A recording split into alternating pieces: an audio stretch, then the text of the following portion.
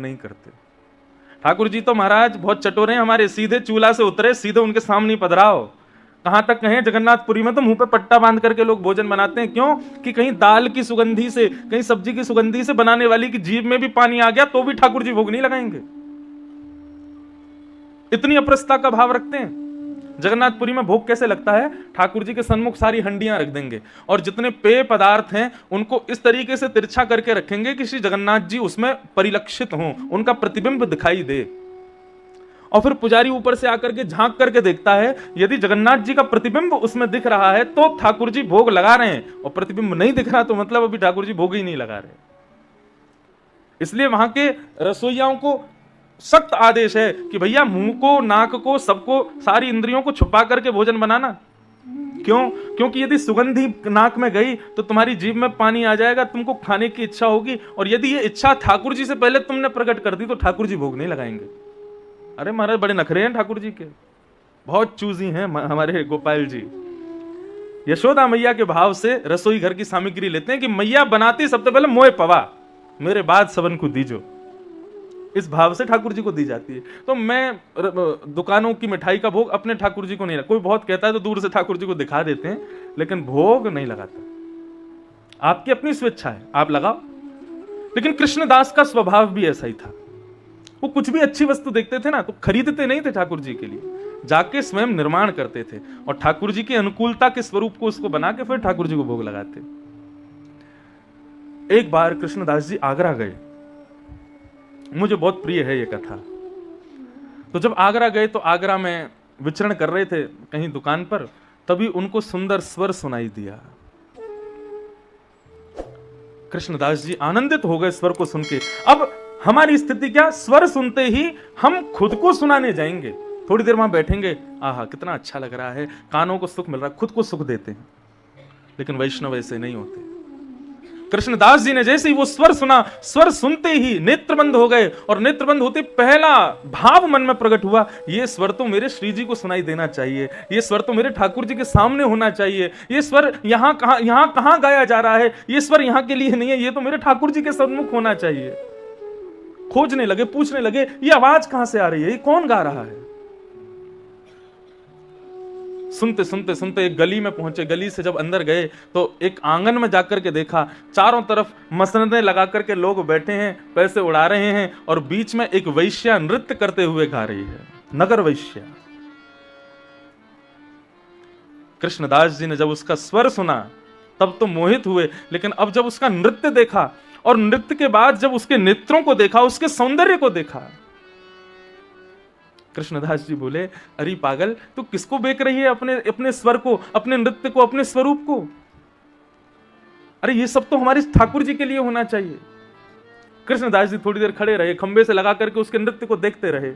जैसे ही उसका नृत्य शांत हुआ, लोग पैसे लुटाने लगे, सबको बीन करके ले जाने लगी, तभी कृष्णदास जी उसके सन्मुख गए। बहुत सुंदर गाती हो तुम, धन्यवाद। हमारे सेठ के सामने गाओगी? तुम्हारा सेठ कहां रहता है? बोले हमारा सेठ गोवर्धन में रहता है। अच्छा, कितना देगा पैसा? बोले तुम कितना चाहती हो? बोले वैसे तो मैं नाचने का, गाने का, नृत्य करने का, लोगों के सामने तो मैं 10 रुपया लेती हूं, बहुत होता 10 रुपया, लेकिन गोवर्धन जाना पड़ेगा तो 20 दे देना। कृष्णदास जी ने 100 रुपया दिया। बोले सुन, ये तू अभी रख, बाकी का तुझे मेरा सेठ देगा, चल। बोले 100 रुपया? बोले हाँ। बोले ये तो अभी तू रख ले चलने का, बाकी का वो तुझे देंगे, माला माल कर देंगे, लेकिन हाँ ऐसा गाना, ऐसा नृत्य करना, ऐसा श्रृंगार करके जाना, हमारा सेठ प्रसन्न हो जाए। वैश्या के मन में भाव आने लगा, कोई सांसारी व्यक्ति होगा, ऐसा सेठ होगा, उसके सामने नाचूंगी, गाऊंगी, अपने तिरछे नेत्रों से उसको अपना बना लूंगी, इतने धन की वर्षा करेगा, वो सारा धन लेकर के चली जाऊंगी, जीवन में फिर कहीं नहीं नाचूंगी। उसके मन में भाव आने लगा, चलिए जल्दी चलिए। कृष्णदास जी उसको बैलगाड़ी में बैठा करके आगरा से गोवर्धन ले आए। गोवर्धन में जैसे ही गोवर्धन पर्वत के ऊपर गए, और श्रीनाथ जी जब गोवर्धन में विराजते थे तो श्रीनाथ जी के मंदिर में राजभोग के कपाट लगे थे, ठाकुर जी अभी भोग पा रहे थे। कृष्णदास जी ने जाकर के आंगन में बीच में खड़ा कर दिया उस वैश्या को, और बोले अभी हमारे सेठ भोजन कर रहे हैं, जैसे भोजन हो जाएगा पर्दा खुलेगा, तो पर्दा खुलते ही तुम नाचने लग जाना, और ऐसा गाना कि वो रीझ जाए तुम पे। बार बार दर्पण में देखे खुद को, कभी आंखों के काजल को संभाले, कभी कभी अपने गहनों को संभाले, कभी केशों को संभाले कि आज मुझे ऐसा गाना है, ऐसा प्रस्तुत करना है स्वयं को कि वो रीझ जाए। कृष्णदास जी दूर खड़े हैं और प्रार्थना कर रहे हैं, नाथ आज कृपा करो इस पर। जैसे ही कपाट खुले हैं और कपाट खुलते ही देखा एक उर्द बाहु, दूसरी भुजा कमर पर, नेत्र नीचे हैं, सुंदर मालाएं पहनी हैं, ऐसी रूप छवि प्रकट हो रही है सामने से महाराज। उस वैश्या ने जैसे ही नेत्र खोल करके देखा, कितना समय व्यतीत हो गया, वो खड़ी रही, शरीर कंपायमान होने लगा, होठ कांप रहे हैं, स्वर कहना चाहती है, निकल नहीं रहे, नेत्रों से आंसुओं की धाराएं गिर रही हैं। कृष्णदास जी गए, गाओ, तुम तो बहुत अच्छा गाती हो ना, बहुत अच्छा नृत्य करती हो, क्या हुआ, गाओ। बोले आपने मुझसे झूठ क्यों बोला, या आप मुझे किसके सामने ले आए हो? मैंने ऐसा सुंदर स्वरूप, ऐसा सुंदर भाव, ऐसा सुंदर श्रृंगार मैंने कभी नहीं देखा। वास्तव में आज मेरा मन कहता है कि मैंने अपने स्वर को, अपने यौवन को, अपने सौंदर्य को, संसार को बेच दिया। अब मैं इनको नहीं दे सकती, ये उच्छिष्ट हो चुका है, झूठा हो चुका है सब कुछ जो भी मेरे पास है, मैं कैसे दूं इनको? मेरे मन का भाव है कृष्णदास जी, ये शरीर अब झूठा हो चुका है, मैं इससे इनकी सेवा नहीं कर सकती, लेकिन मेरी आत्मा पवित्र है। ऐसा कुछ सुना दीजिए मुझे कि मैं अभी इसी वक्त अब यहां से वापस नहीं जाना चाहती, इसी क्षण अपने इस देह का त्याग कर दूं और अपनी आत्मा, पवित्र आत्मा से जाकर के इस श्याम सुंदर को अपने हृदय से लगा लूं। अब मुझे नहीं जीना। तब उस वैश्या के भाव को, वैश्या के बगल में खड़े होकर के कृष्णदास जी गाते हैं ठाकुर जी के सन्मुख, मेरा सबसे प्रिय भाव है, मुझे बहुत प्रिय है। फिर बताया स्त्री धर्म, स्त्रियों का धर्म क्या है। तब कहते हैं, भर्तु शुश्रूषणम स्त्रीणाम परो धर्मो यमायया तद्बंधुनाम च कल्याणम प्रजानाम चानुपोषणम। एक ही धर्म, एक ही व्रत नेमा, काया वचन मन पति पद प्रेमा। ये स्त्री का धर्म है, लेकिन इसका मतलब ये नहीं केवल पति सर्वस्व है। भगवान कहते हैं मैंने पुरुषों को केवल एक कुल के उद्धार के लिए बनाया है, लेकिन मैंने माताओं को दो कुल के उद्धार के लिए बनाया। जब तक विवाह ना हो तब तक पिता के कुल का उद्धार करे, और विवाह होते ही अपने पति के कुल का उद्धार करे। इसलिए उसको चाहिए दोनों कुलों का उद्धार करे, तब उसका स्त्री धर्म निर्वहित होगा, नहीं तो नहीं होगा। भगवान ने दो कुल के उद्धार के लिए भेजा है। और कुल का उद्धार मतलब आजकल थोड़ी विचित्र हो गई है भावना, मैं, मेरा पति, मेरे बच्चे, बस, और कोई नहीं, ऐसा नहीं है। तद बंधुनाम च कल्याणम स्पष्ट लिखा है। पति को पूजे, जेठ जेठानी को गाली देवे, देवर को उठा के फेंक दे, सास ससुर को पूछे ही ना, ये स्त्री धर्म नहीं है। स्त्री धर्म का मतलब है मेरे पति के समस्त परिवारी जनों का कल्याण का दायित्व मेरा है, कल्याण का दायित्व है। उनका कल्याण कैसे हो, उनका हित कैसे हो, उनका भला कैसे हो, ये जिम्मेवारी है मेरी, उसका कार्य करे। तद्बंधुनाम च कल्याणम, स्त्री धर्म बताया। और अंत में भागवत धर्म बताया। तो भागवत धर्म क्या है? कायेन वाचा मनसेन्द्रियैर्वा बुद्ध्यात्मना भानुषित स्वभावा करोमि यत् यत् सकलम परस्मै नारायणायेति समर्पयेत्। जो कुछ भी करो अपनी काया से, वचन से, मन से, बुद्धि से, इंद्रियों से, सब कुछ हरि को समर्पित करना, यही भागवत धर्म है। नरसिंह मेहता के बेटा का ब्याह था, तो जिससे बेटा का ब्याह होने वाला था वो बहुत बड़ा सेठ था। तो जब ब्याह संबंध पक्के हो जाते हैं ना, तो दो चार लोग ऐसे भी आते हैं कि एक दूसरे की वहां बुराई बताने वाले, अरे तुमने कहां संबंध कर दिया, उसके बारे में तो ऐसा ऐसा सुना मैंने, अरे तुम कहां ले जा रहे हो अपनी बेटी को, तुम कहां बेटा को भेज रहे हो, वो लड़की तो ऐसी है, ऐसे दो चार लोग आते हैं बीच में ऐसे। तो ऐसे ही नरसिंह मेहता जी के दुष्प्रचार करने वाला पहुंच गया। जहां पर नरसिंह मेहता के बेटा का ब्याह संबंध पक्का हुआ, वहां पर एक आदमी गया, बोला अरे तुमने कहां अपनी बेटी भेज रहे हो? बोले क्यों? अरे नरसिंह मेहता बड़े भक्त आदमी है। बोले भक्त काहे का भक्त आदमी है? एक समय का भोजन करता है, फिर उसके यहां भोजन करने के लिए सामग्री नहीं होती। सब लोग इधर देखो, इधर देखो, कथा श्रवण करो। माता जी आप उठ के खड़ी हो गई बहुत देर से, या तो बैठ जाएं या पीछे चले जाएं, श्रवण करो। तो नरसिंह मेहता जहां पर उनके बेटे का ब्याह होना था वहां जाकर के किसी ने कहा, बोले नरसिंह मेहता कोई अच्छा आदमी थोड़ी ही है, उसके यहाँ तो एक समय की रोटी बनती है पर दूसरे दिन भोजन नहीं होता, इतना दीनहीन सा व्यक्ति, कहां अपनी बेटी भेज रहे हो? बेटी सदैव अपने से ऊंचे कुल में भेजनी चाहिए। आकर के और महाराज सुनाने लगे। तो वो भी भला आदमी था, उसने कहा अब मैं मना कैसे करूं? नरसिंह मेहता ने सब व्यवस्था कर ली होंगी, सब पक्की हो गई बातचीत, अब मना करना अच्छा नहीं लगता। तो बोले एक काम हो सकता है। बोले क्या? तुम एक पत्र लिख करके भेजो और उस पत्र में यह लिख करके भेजो कि मेरी बेटी की आने वाली जो बारात हो, जिसमें आपका बेटा आवे, वो बारात ऐसी होनी चाहिए। वो कैसी होनी चाहिए? बोले इतना लिखना कि नरसिंह मेहता देखते ही बोले कि भाई मैं नहीं कर सकता इतनी व्यवस्था, इतने हाथी, इतने घोड़ा, इतने बैंड बाजे, इतने लोग, इतने स्वापा वाले, इतने ये, इतने वो। महाराज पूरा खर्रा लंबा चौड़ा बना करके, पूरा लिख करके और पत्र बना करके बाहर जय श्री कृष्ण लिख करके भेज दिया नरसिंह मेहता के यहाँ। भागवत धर्म किसे कहते हैं वो बता रहा हूं। नरसिंह मेहता के यहाँ जैसी डाकिया पहुंचा, बोले मेहता जी आपका एक पत्र आया है। बोले कहाँ है दिखाओ। तो जैसे पत्र देखा तो पत्र पर ऊपर लिखा था जय श्री कृष्ण। तो हंसने लगे, बोले पागल, मेरा नहीं है, ये तो ठाकुर जी का है, दूसरों का पत्र नहीं पढ़ना चाहिए। और नरसिंह मेहता लेके गए, बोले लाल जी किसी ने आपके नाम से पत्र भेजा है जय श्री कृष्ण लिख करके, अब मैं तो पत्र दूसरा का पढ़ता नहीं हूं, पढ़ लेना आप। और ठाकुर जी के पास धर के चले गए। ठाकुर जी वहीं सोचा, अरे मेहता पढ़ तो ले, उसमें क्या लिखा है। लेकिन नरसिंह मेहता का विश्वास प्रबल है, कितना अकिंचन भाव। जय श्री कृष्ण देख करके बोले ठाकुर जी की वस्तु है, मैं तो देखूंगा भी नहीं। और धर आए वहीं पे। और महाराज वहां लड़की वाले इंतजार कर रहे हैं कि पत्र आवे, रिटर्न में कुछ लिखें कि भैया मैं नहीं कर पाऊंगा आदि आदि। अब तो शादी की तिथि बिल्कुल समीप आ गई और नरसिंह मेहता के यहाँ से कोई पत्र नहीं आया। तो उन्होंने भी सोचा, बोले मेहता जी ने व्यवस्था कर ही ली होगी, शादी होने की, चलो व्यवस्था करो। पूरे मंडप सजाए, पूरी सब व्यवस्थाएं हुई। अब मेहता जी 4 बाराती, 2 नंगाड़े वाले और एक मरी गिरी सी घोड़ी, और इस पे अपने बेटा को बिठा के दुल्हा बना के लेके जा रहे अपनी बारात। ठाकुर जी भीतर से मंदिर में से देख रहे हैं, बोले मेहता मरेगा तू आज। जैसे मेहता जी जाने लगे नृत्य करते हुए, ठाकुर जी के मन का भाव, बोले कि उसने पत्र देखा ही नहीं, मुझे दे दिया, इसका मतलब जिम्मेवारी अब मेरी है कि जितनी सामग्री लिखी है वो सब पहुंचनी चाहिए। इतने में नरसिंह मेहता देखते हैं एक गली में से कोई नंगाड़ा बजाता हुआ आ रहा है, एक गली में से कोई हाथी पर चढ़ता हुआ आ रहा है, कहीं से घोड़ों की फौज आ रही है। महाराज देखते ही देखते किलोमीटरों लंबी बारात हो गई नरसिंह मेहता की। मेहता जी बोले ये सब मेरे लाला की मित्र मंडली होगी। आगे पीछे जहां देखें तो लोग नाच रहे हैं, गा रहे हैं, ढोल बजा रहे हैं, उत्सव मना रहे हैं, और कोई घोड़े पे चढ़ के नाच रहा है, कोई ऊंट पे चढ़ के नाच रहा है, आगे हाथियों की फौज चल रही है। मेहता जी बोले बढ़िया भैया, ऐसी सुंदर बारात चले, लेके चलो। और वहां हल्ला मच गया। बोले अरे आपकी बेटी की होने वाली पति की बारात तो देखो एक बार। बोले कहां है दिखाओ। बोले यहां से नहीं, पहाड़ी पर चढ़ के चलो, वहां से दिखेगी।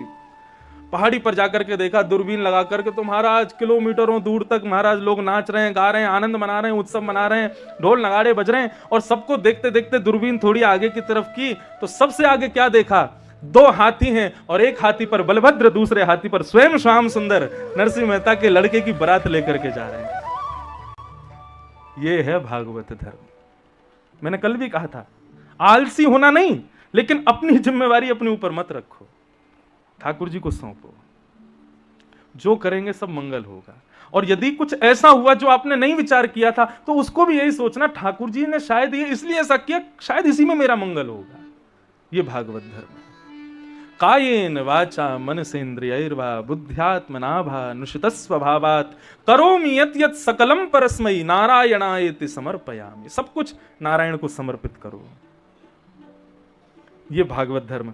श्री भीष्म पितामह 5 धर्मों का वर्णन करते हुए और फिर पांडवों से कहते हैं अब तुम्हारा काम हो गया, संशय दूर। बोले हाँ, अब तुम जाओ, चलो मुझे मेरा काम करने दो। दूर खड़े ठाकुर जी से बोले आओ, अब आप आओ सामने। जैसे ही ठाकुर जी आकर के खड़े हुए, भीष्म पितामह अपलक नेत्रों से ठाकुर जी को देख रहे हैं, पौड़े हुए हैं बाणों की सैया पर, और भगवान से कहते हैं अब जब तक मेरे प्राण ना निकल जाएं, हिलना नहीं यहां से। तो भगवान का चेहरा मुरझा गया। बोले इसको इच्छा मृत्यु का वरदान है, अब इसका मन कर जाए मैं 10 साल मरूं ही नहीं तो मैं यहीं खड़ा रहूंगा। मतलब आज मैं द्वारिका पहुंच ही नहीं पाऊंगा। सुबह से निकला हूं, कभी कोई दुखी, कभी किसी को कष्ट, कभी कोई रोता है, और अब भीष्म पितामह ने तो बांध ही दिया। बोले जब तक प्राण नहीं निकले खड़े रहना। तो ठाकुर जी के चेहरे पे जैसी मुरझाहट हुई, भीष्म पितामह बोले ऐसा मुरझाया हुआ चेहरा नहीं चाहिए मुझे, प्राण निकाल रहा हूं मैं। प्रसन्न हासारुणलोचलोल्लसत्। आपके दोनों गाल ऐसे चमकने चाहिए जैसे गुलाब जामुन। प्रसन्न हो जाइए और मैं आपके मुखमंडल को देख करके अपने प्राण त्यागूंगा। ऐसी मृत्यु हो जहां भगवान भी तुम्हारे वश में होकर के खड़े रहे सामने। क्या इच्छा रखनी कि मेरा पुत्र सामने हो, पुत्री सामने, जीवन भर उन्हीं को तो देखा है, जीवन भर उस परिवार को, उस धन को ही तो हृदय से लगा करके रहे हैं।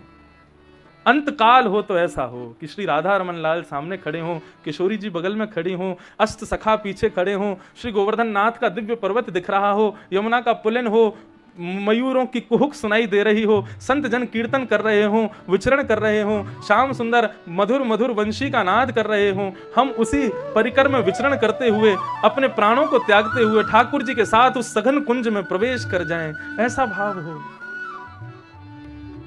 भीष्म पितामह। अब इस स्तुति का इतना सुंदर अर्थ मैंने पूरी नहीं गाई है, थोड़े से 2-4 श्लोक गाए हैं केवल। इतने अद्भुत भाव हैं ठाकुर जी के प्रति, 2-3 श्लोक गा के फिर हम आगे चलते हैं। क्या कह रहे हैं भीष्म पितामह? बंधुओं देखो, कथा लगभग लोगों को शायद हो सकता है पता भी हो, लेकिन इन स्तुतियों के भाव जो है ना वो अद्भुत है। ये समझने योग्य हैं, ये जीवन उतारने योग्य हैं और अपनी वैष्णव भक्ति में करने योग्य हैं। ये पॉइंट्स हैं जो यहां पर हमारे पूर्वज वैष्णवों ने किए हैं, हमको ये करने चाहिए। भीष्म पितामह क्या कह रहे हैं भगवान से? इतिमति रूपकल्पिता तृष्णा भगवत सात्वत पुंगवे विभूम्ने। ये प्रभु, इति शब्द का प्रयोग संस्कृत में तब किया जाता है जब अपने वाक्य को हम विराम देते हैं, इति कहते हैं। लेकिन भीष्म पितामह की स्तुति कितनी वर्सेटाइल है, प्रारंभ ही इति से हो रही है।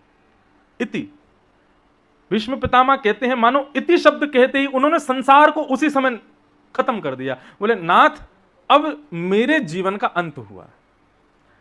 अब तक मैं अपने जीवन का एक नाटक कर रहा था, कौरवों के पक्ष का था, मैं आप लोगों का काका बना घूम रहा था, पितामह के नाम से जाना जा रहा था और आदि आदि भाव से उन सब चीजों की अब इति, अब जो मैं कह रहा हूं ये मेरा वैष्णव भाव है।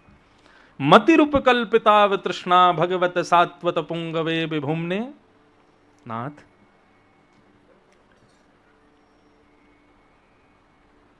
मैं आपको एक कार्य देके जाना चाहता हूं। भगवान बोले कौन सा कार्य? बोले एक अधूरी कामना मेरी रह गई है, मुझे लग रहा था मैं किसको देके जाऊं, लेकिन आप ही उसको पूर्ण कर सकते हो। भगवान बोले हाँ बताओ, संभव होगा तो करेंगे। बोले संभव नहीं, करना ही पड़ेगा आपको। बोले अच्छा बताओ तो सही, कामना क्या है तुम्हारी? भीष्म पितामह कहते हैं मेरी एक बेटी क्वारी रह गई है, उसका ब्याह नहीं हुआ है अभी तक, आप उसका ब्याह करवा दीजिए। भगवान बोले अभी तो बोल रहे थे संसार की इति और फिर से तुमने संसारी चर्चा करी मेरे से। बेटी है तो, और सबसे बड़ी प्रश्न चिन्ह तो ये है तुम तो बाल ब्रह्मचारी हो, तुमने ब्याह तो किया नहीं कभी, बेटी कहां से हो गई, कहां से आई है बेटी तुम्हारी? भीष्म पितामह मुस्कुराने लगे, बोले आज पूरे विश्व को फंसाने वाला अपने बातों के जाल में, मेरे जाल में फंस गया। भगवान वो क्या कहना चाहते हो? बोले प्रभु आपने सबको एक बेटी दे रखी है बिना ब्याह की। कौन सी बेटी? बोले उसकी मति, उसकी बुद्धि। वो मति रूपी बुद्धि उससे कुसंग करवाती है, उससे दूषित कर्म करवाती है, उससे संसार की हर वस्तु करवाती है। बेटी कौन जो पिता को अपने वश में रखे? लेकिन नाथ जब उस बेटी का ब्याह हो जाता है ना, तो वो बेटी किसके वश में हो जाती है? अपने पति के वश में। तब भी पिता को कभी कभी फोन करके अपनी कामना पूरी करवाती है, लेकिन तब भी वो क्या कामना करवाती है? जो उसका पति कहता है। तो इसलिए नाथ मेरी मति रूपी बेटी का आप ब्याह करवा दीजिए, जिसका मैं आज तक तुम्हारी बेटी का पिता था, वो जो जो कहती थी मैं करता था। उसने कहा कौरवों का संग करो, दुर्योधन का साथ दो, ऐसे युद्ध लड़ो, ये क्रियाएं करो, मैंने सब किया। लेकिन अब मैं सोच रहा हूं कि इस बेटी का ब्याह कर देना चाहिए, तो आप मेरी बेटी का ब्याह कर दो। भगवान बोले अच्छा तो इस ढंग से गा रहे हो स्तुति? बोले हाँ महाराज। बोले अच्छा तो बताओ तुम्हारी बेटी को कैसा लड़का प्रिय है? कन्या वर्यते रूपम, कन्या जो होती है वो रूप से ब्याह करती है, तुम्हारी बेटी को कैसा कौन प्रिय है मुझे बताओ। भीष्म पितामह कहते हैं त्रिभुवन कमनम तमाल वर्णम रविकर गौरव रामवरम दधाने। गली मोहल्ले के सुंदर लड़कों से मेरी लड़की ब्याह नहीं करेगी, तो त्रिभुवन सुंदर चाहिए, जो त्रिभुवन में उससे सुंदर कोई ना हो। उसका वर्ण कैसा हो? बोले तमाल वर्ण का हो, थोड़ा सांवला सा हो, जिसको देख करके रवि यानी कि सूर्य भी स्वयं को बादलों की ओट में छुपा लेता हो। ऐसे सुंदर पुरुष से मेरी बेटी का ब्याह कराओ। भगवान बोले ऐसे पुरुष तो केवल हम हैं। तो बोले तो वही तो कह रहे हैं आपसे ब्याह कराना है अपनी बेटी का। देखो अब सीधा सीधा नहीं बोल रहे हैं भीष्म पितामह कि मेरी मति आपके चरणों में चली जाए, किस ढंग से घुमा करके ठाकुर जी को प्रस्तुत कर रहे हैं। यही तो वैष्णवता है। अब हम सीधे ठाकुर जी के चरणों में जाके कहते हैं मेरा जीवन तेरी शरण, मेरी मति आपके श्री चरणों में, मैं हूं नाथ आपका, आप हो मेरे। आदि आदि सिंपल सीधी बातें कहते हो। दाल चावल रोज खाओगे तो फिर एक दिन मन भर जाएगा। ठाकुर जी रोज एक ही बात सुन के वो भी उबास ही लेते होंगे जब आप बोलते हो। कुछ अलग ढंग से बोलने का प्रयास करो जैसे भीष्म पितामह बोल रहे हैं। भगवान बोले अच्छा मुझसे ब्याह करोगे? तब फिर भगवान आगे गिनवाते हैं कि दामाद में कौन कौन से गुण होने चाहिए, और उन सारे गुणों को फिर भीष्म पितामह भगवान में ही दिखा देते हैं। और एंड में आके कहते हैं बोले देखो आप बच के भाग नहीं सकते, मेरी बेटी तो आपसे ही ब्याह करेगी। इस प्रकार पितामह ने पूरी स्तुति गाई। गाने का मन तो मेरा है कि मैं पूरी सुनाऊं, लेकिन फिर आगे के प्रसंग छोटे रह जाएंगे। अब बाकी आप बताओ, सुनाएं पूरी कि आगे चलें? सुनाएं पूरी? सुना दें? चलो। भीष्म पितामह से भगवान कहते हैं बोले ये स्वरूप तो हमारा है। बोले महाराज आप कोई कम सुंदर हो? त्रिभुवन सुंदर हो आप। हमारे ब्रजवासी कहते हैं हे कृष्ण लला तुम होते लली तो गले कट जाते करोड़न के। तुमने बहुत मेहरबानी करी लाला जो तुम लाला बन के आए। यदि कहीं तुम नंद की लाली बनकर के आए होते और लाली के रूप में यदि वृंदावन बिहारी खड़े होते तो आज तो लोग देख करके निहाल होते हैं, लेकिन जब लाली बन के आते तो क्या होता? बोले वृंदावन में महाराज लोग जाकर के ठाकुर जी के रूप को देख के गला ही न्यौछावर कर देते। इतने सुंदर हैं आप। ठाकुर जी ने कृपा करी कि पुरुष बन के आए। यदि कन्या बन के आते तो मैं एक दिन बता रहा था ना, मोहिनी रूप धारण किया, शंकर जी पीछे भग रहे थे। भगवान बोले मैं नारायण हूं। बोले नहीं तुम नारायण नहीं हो, तुम तो मेरी मोहिनी हो। इतने सुंदर। मेरी बेटी आपसे ब्याह करेगी।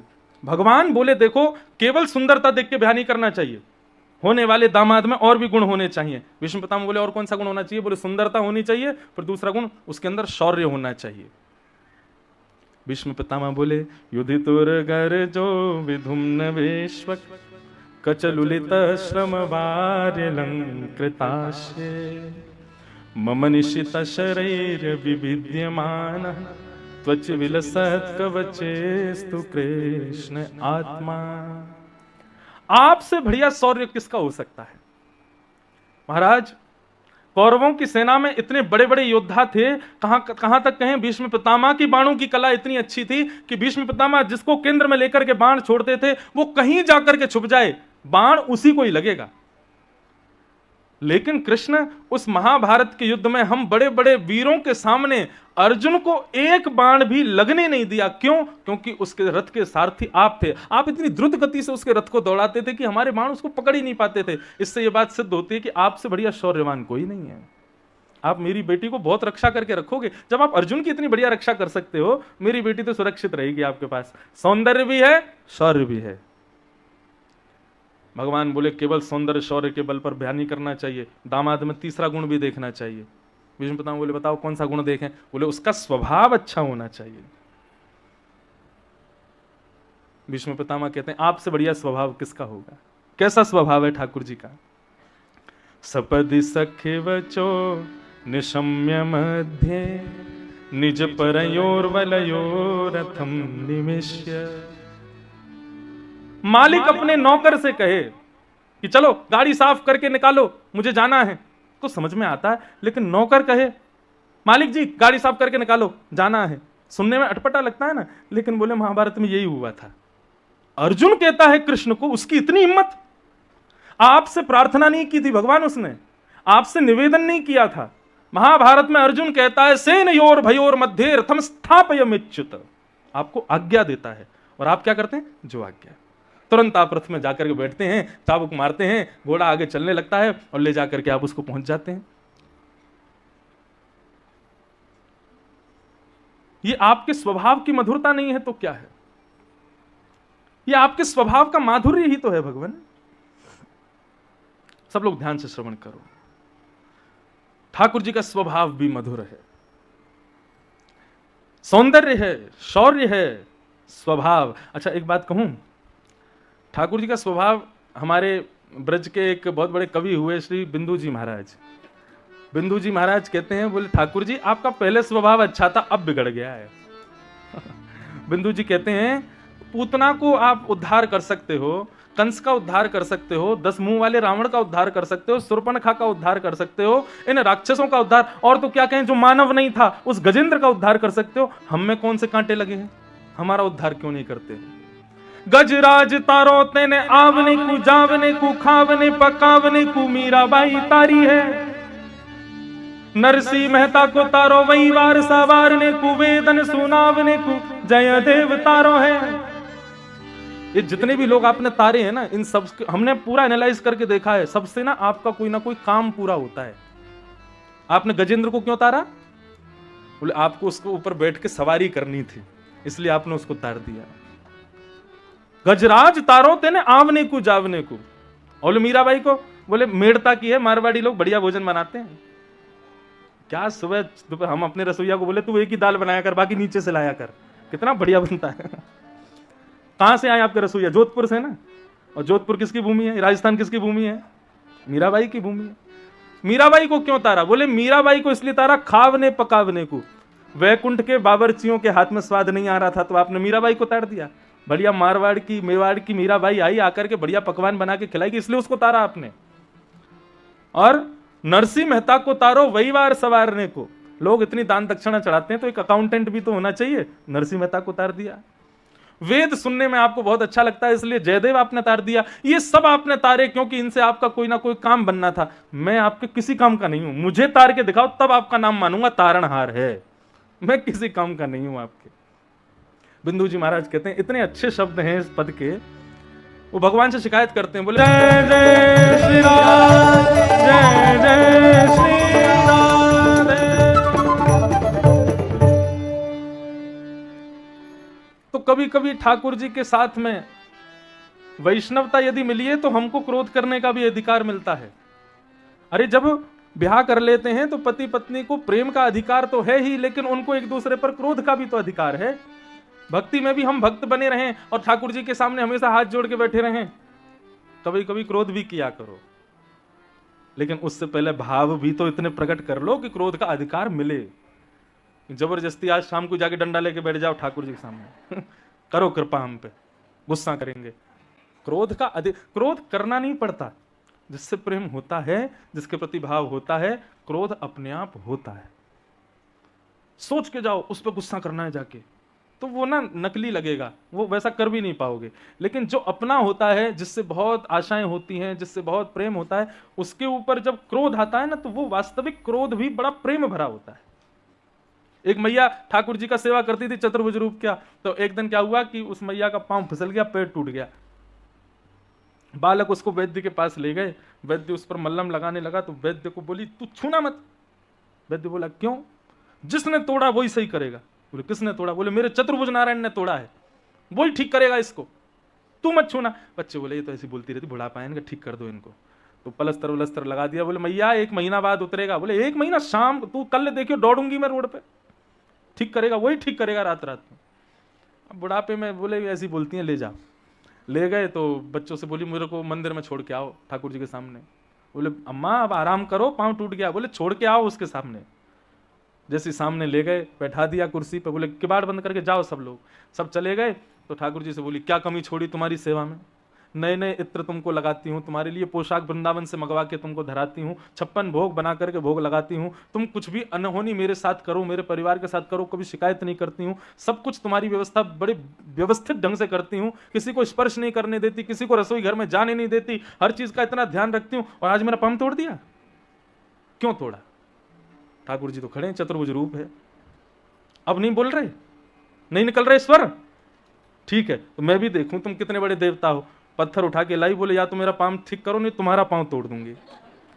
और जैसे ही ठाकुर जी पर ऐसे पत्थर उठा के आक्रोशित हुई, थोड़ी क्रोधित हुई, इतने में ही उस मैया ने क्या देखा कि कुर्सी से उठ के वो चलने लगी, उसका पाँव ठीक हो गया, ठाकुर जी ने उसको स्वस्थ कर दिया।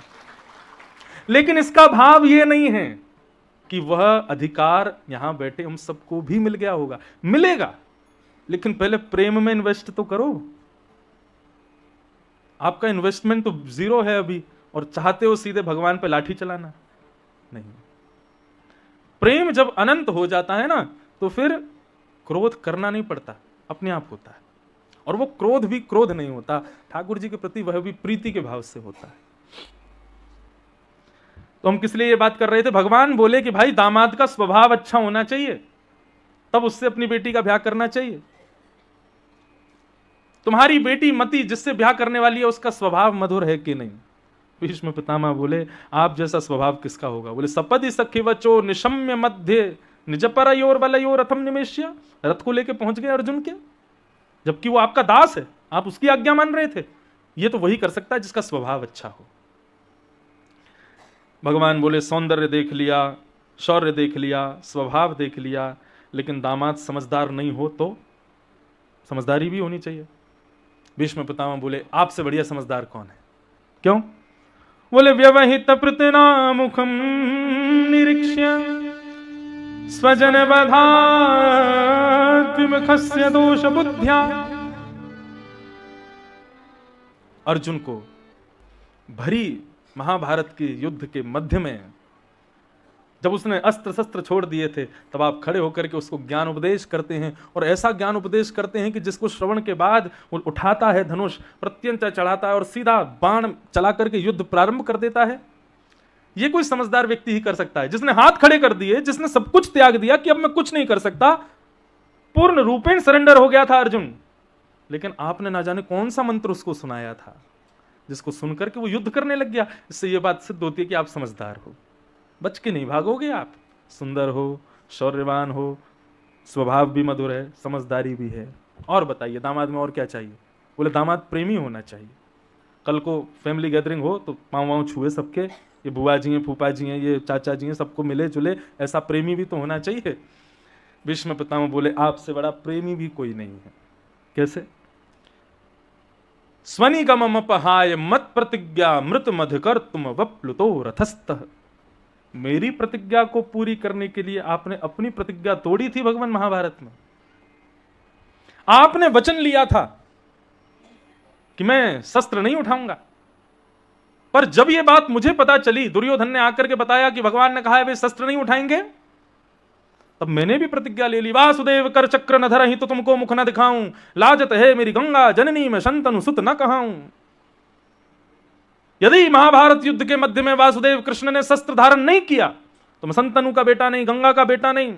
यदि मेरी मृत्यु होगी तो अपना मुख उल्टा करके मरूंगा, किसी को मुख नहीं दिखाऊंगा। भीष्म पितामह ने प्रतिज्ञा कर ली। ठाकुर जी आज भीष्म पितामह सुना रहे हैं भगवान को आप प्रेमी कैसे? महाभारत का युद्ध चल रहा था, पांडव कौरवों की सेना को खत्म करते जा रहे थे। तब दुर्योधन क्रोध में भर करके भीष्म पितामह से कहता है खाते हमारा अन्न है, भला चाहते हैं पांडवों का। भीष्म पितामह बोले क्या बोल रहे हो तुम? अरे हम शांत बैठे हैं तो इसका मतलब यह थोड़ी है कि तुम्हारे साथ में द्रोह कर रहे हैं। मरने का बहुत डर लगता है तुझको मरने से। तुम्हें अभी मेरा पराक्रम देखा नहीं, मैं शांत बैठा हूं तो इसका मतलब यह नहीं कि मैं कुछ नहीं जानता है, कुछ नहीं कर सकता। मरने का बहुत भय है ना तुझको। चल अपनी पत्नी को भेज देना रात में आशीर्वाद लेने मेरे पास। मैं जैसी अपनी संध्या से निवृत्त होऊंगा, भजन से निवृत्त होऊंगा, वो मैं चरणों में प्रणाम करे, मैं उसको अखंड सौभाग्यवती का आशीर्वाद दे दूंगा। नहीं मरेगा तू। दुर्योधन बोला आप तो नाराज हो गए, मैं तो बस आपको गर्म कर रहा था कि ठंडे मत पड़ो, युद्ध चल रहा है महाराज। आप भीष्म पितामह ठंडे पड़ गए तो युद्ध हार जाएंगे हम, आप तो थोड़े गर्म रहो। भेज दूंगा मैं भानुमति को। बात कितने लोगों के बीच में चल रही थी? दो, भीष्म पितामह और दुर्योधन। लेकिन वहां पर दीवारों के भी कान थे, और वो कान किसके थे? श्री कृष्ण के थे। भगवान बोले अब तो पेट में दर्द शुरू हो गया भगवान के। बोले रात में कहीं ये भानुमति नहीं चली जाए। भीष्म पितामह के पास अगर भानुमति पहुंच गई तो मैं भगवान होकर के भी पांडवों को नहीं बचा पाऊंगा, क्योंकि भीष्म पितामह एक वैष्णव है, भीष्म पितामह एक बाल ब्रह्मचारी है, भीष्म पितामह एक नैष्ठिक अपने नियमों का पालन करता है। उसके पास इतनी शक्ति है कि वो जो कह देगा उसको भगवान को भी पूर्ण करना पड़ेगा। मैं नहीं बचा पाऊंगा। फिर आधी रात का समय एक ग्वारिया का भेष धारण करके, सिर पर स्वाफा बांध के, ऊंची धोती पहन के, कुछ गले में माला वालाएं सब उतार करके, बिल्कुल साधारण सा रूप धारण करके ठाकुर जी ने, और लालटेन हाथ में ली, सीधे द्रौपदी के कमरे में गए, जाकर के उसको जगाया। द्रौपदी उठ के बैठ गई। कौन है? बोले मैं हूं कृष्ण। बोले पता तो चल नहीं रहा। बोले इसीलिए तो रूप बदलाया थी, पता नहीं चले मैं कौन हूं। तेरे को लग गया ना पता? बोले हाँ चल अब जल्दी चल, भीष्म पितामह के पास जाना आशीर्वाद लेने। द्रौपदी बोली सुबह चले जाएंगे। बोले सुबह तक सोती रहेगी तो तेरा भाग्य भी चला जाएगा, अभी चल मेरे साथ। भानुमति पहुंचे, उससे पहले पहुंचना है हमको। भगवान लेकर के गए द्रौपदी को, बोले घूंघट घूंघट नीचे कर ले, बिल्कुल मुंह छुपा के जाइयो, और सुन भीतर जाके बैठ जाना, कुछ मत करना, केवल पितामह को प्रणाम करना, वो आशीर्वाद दें, चुप बाहर आ जाना और आके सो जाना, कुछ बोलना नहीं है, मौन व्रत है तेरा, ये गांठ बांध ले। बोले उन्होंने पूछा किसके साथ आई है, तो फिर क्या बोलूंगी? बोले कुछ भी बोल देना नौकर आया है मेरे साथ, हमारा ग्वारिया है, गायों का दूध वूध काटता है, वही आया है, ऐसा बोल देना। द्रौपदी बोली ठीक है। अब द्रौपदी घूंघट करके भीतर गई, भीष्म पितामह बैठे थे, जाकर के उनको प्रणाम किया। प्रणाम करके भीष्म पितामह को घूंघट करके बैठी द्रौपदी। कृष्ण भारी बैठे थे वृक्ष के नीचे। आधी रात का समय, भीष्म पितामह की माला पूर्ण हुई, नेत्रों से लगाई, ठाकुर जी को वंदन किया, अपने संध्या के क्रम को पूर्ण करके नेत्र खोल के देखा तो सामने द्रौपदी बैठी है, लेकिन उनको लगा ये भानुमति है, दुर्योधन की पत्नी। उठ करके गए, हाथ में जल लिया, अपने संपूर्ण जीवन के ब्रह्मचर्यत्व का, अपने संपूर्ण जीवन की संध्या वंदन का फल अभिमंत्रित करते हुए द्रौपदी के सिर पर दोनों वरद हस्त रखते हैं और कहते हैं अखंड सौभाग्यवती भव, तुम्हारा सौभाग्य अजर हो जाए, उसको कोई मार ना पाए। द्रौपदी बोली ये इन्होंने क्या बोल दिया? अरे ये मेरे पतियों के विपक्षी हैं, यही पीछे धनुष बाण लेके दौड़ते हैं अर्जुन के, और आज कह रहे हैं कि तेरा भाग्य अजरमर हो जाए। तो फिर इनको इनका दायित्व समझा दूं, कल से इन्हीं की जिम्मेवारी है पांचों की रक्षा करना, बता तो दूं। इतने में घूंघट उसने उठाया और कहा पितामह फिर याद रहे, पांचों की जान की जिम्मेवारी आपकी, पांचों में से एक का भी बाल बांका नहीं होना चाहिए। अभी अभी आपने मुझे आशीर्वाद दिया अखंड सौभाग्यवती भव, यदि किसी को खरोंच भी आई तो आपसे उत्तर मांगूंगी मैं। भीष्म पितामह तो सहम गए, बोले द्रौपदी तू कहां से आ गई? मैंने तो भानुमति को बुलाया था। अरे दुर्योधन की पत्नी आने वाली थी, तू कहां से आ गई? क्यों, मैं आपकी पुत्रवधू नहीं हूं? मुझे आशीर्वाद का अधिकार नहीं है? नहीं नहीं बेटा, है अधिकार, लेकिन मैंने बुलाया किसी और को था। तू कैसे, ये बदल कैसे गई? तुझे किसने बोला कि मैं यहां मिलने वाला हूं? बोलो वो छोड़िए, आप बस इतना याद रखिए कि कल से अंतिम दिन तक पांचों का बाल बांका नहीं होना चाहिए। भीष्म पितामह थोड़े सजल नेत्रों से कहने लगे मेरा हृदय जो चाहता था वही हुआ। मेरी बुद्धि चाहती थी कि कौरव जीतें, लेकिन हृदय चाहता था पांडव जीतें। लेकिन तभी भीष्म पितामह ने आंखों का रंग बदला, चेहरे का ढंग बदला, और शेर की तरह थोड़ी गंभीर आवाज में बोले द्रौपदी तुझे किसने बताया कि मैं आशीर्वाद देने वाला हूं? और इतनी रात को अकेले मेरे शिविर में तुम कैसे आई हो? कौन आया साथ में? अब जब गंभीर आवाज में पूछा तो द्रौपदी की जीभ लड़खड़ाने लगी। कोई नहीं आया, अकेली आई हूं। वैसे तो आया है, वैसे कोई नहीं आया, वैसे आया है लेकिन नहीं आया, वो आया है एक। कौन आया है? गोपाल भैया आया। कौन गोपाल भैया? हमारी गैया का दूध काटता है, दूध सुबह शाम दे जाता है, ग्वारिया है, उसने उसको राखी बांधी। मैंने भीष्म पितामह ने हाथ पकड़ा, दिखा मुझे कौन गोपाल भैया तेरा। जब इतनी जिम्मेवारी मेरे पे थोप रही है तो कम से कम मैं देखूं तो सही कौन लेके आया तुझे। बाहर जाकर के भीष्म पितामह ने गर्जना की, कहां है रे गोपाल भैया, इधर आ। दूर बैठे थे भगवान पेड़ के नीचे, वहीं गिर पड़े, बोले इसको मना किया था कुछ मत बोलना, फंसवा के आ गई अब मुझे। भगवान बोले हम हैं गोपाल भैया। बोले इधर आओ। ठाकुर जी धीरे धीरे गए, लालटेन बंद कर दी। बंद नहीं, चालू करो इसको। ठाकुर जी ने चालू किया, हाँ चालू है। बोले ऊपर करो। ठाकुर जी ऊपर करके खड़े। बोले द्रौपदी तेरा गोपाल भैया कहीं तो देखा मैंने। भगवान बोले मैं वहां देखा होगा गौशाला में, गैयान को दूध काटता रहूं ना। बोले इधर आ पास। जैसे पास गए तो जैसे स्वाफा हटाया महाराज, अलकावलियां, घुंघराले केश ठाकुर जी के प्रकट हो गए। मोर पीछ जो छुपा था वह भी प्रकट हो गया। अब ठाकुर जी के इस स्वरूप को देख करके आकाश में पूर्णिमा का चंद्रमा स्वयं को रोक नहीं पाया। जैसे कोई एक नर्तक मंच पर आता है तो लाइटमैन उस पर फोकस डाल देता है ना, ऐसे चंद्रमा ने ठाकुर जी पर फोकस डाल दिया। और महाराज ललित त्रिभंगी ठाकुर जी का वो कांति स्वरूप, वो त्रिभंग ललित स्वरूप प्रकट हो गया भीष्म पितामह के सामने। भगवान भी क्रोध में देखने लगे चंद्रमा को। बोले तुझे अभी चमकना था, तुझे वैसे छुपा रहता बादलों में। भीष्म पितामह के नेत्र सजल हो गए भगवान के स्वरूप को देख करके। मन तो कर रहा है कि हृदय से लगा लूं श्याम सुंदर को, लेकिन अभी परिस्थिति नहीं है। भीष्म पितामह बोले मरकट बंधु, माखन चोर, उद्यमी, सारे उल्टे काम करता है, इतना बड़ा हो गया अभी भी उधम छोड़ता नहीं। अरे मेरी दुर्योधन से बात हो रही थी कि भानुमति को भेजना, तुझको कैसे पता? तेने इसको कैसे भेजा? भगवान बोले हम बचपन से गाते आ रहे हैं, बोलते आ रहे हैं सबको कि हम जय जय हैं, हम भगवान हैं, लेकिन आप लोग मानते ही नहीं हो कि मैं भगवान। भीष्म पितामह ने तुरंत द्रौपदी को कहा, द्रौपदी जिम्मेवारी मैं तेरे पतियों की अब इसको देता हूं। मैंने वरदान दिया है तुझे अखंड सौभाग्यवती भव का, लेकिन मैं उस जिम्मेवारी को इसको प्रदान करता हूं कि अब मैं कल से देखता हूं ये पांचों की रक्षा कैसे करेगा। और कृष्ण बता देना पांडवों का, कल से महाभारत का नेतृत्व भीष्म पितामह करेगा, सबसे आगे मेरा रथ होगा और देखता हूं कैसे बचाते हो तुम। द्रौपदी कुछ हो जाए, खरोंच भी आ जाए तो तुमने कहा ना मुझसे पूछोगे, मुझसे नहीं पूछना, मैंने जिम्मेवारी इसके सिर डाल दी है, अब इससे पूछना जा करके। और अगले दिन सूर्य उदय हुआ, भगवान घबरा गए रात में, द्रौपदी को पहले डांटते फटकारते लाए, तो क्यों बोली भीतर जाके? बोले मैं तो इसलिए बोली ताकि जिम्मेवारी उनको, बोले अब हो गई मेरी जिम्मेवारी, अब कर ले तू, मैं तो जानता हूं वो क्यों कर रहे हैं ऐसा, क्योंकि मैंने प्रतिज्ञा ली है शस्त्र नहीं उठाऊंगा। दूसरे दिन जैसे ही सूर्य उदय हुआ, महाभारत का युद्ध प्रारंभ हुआ, सबसे आगे रथ खड़ा है भीष्म पितामह का।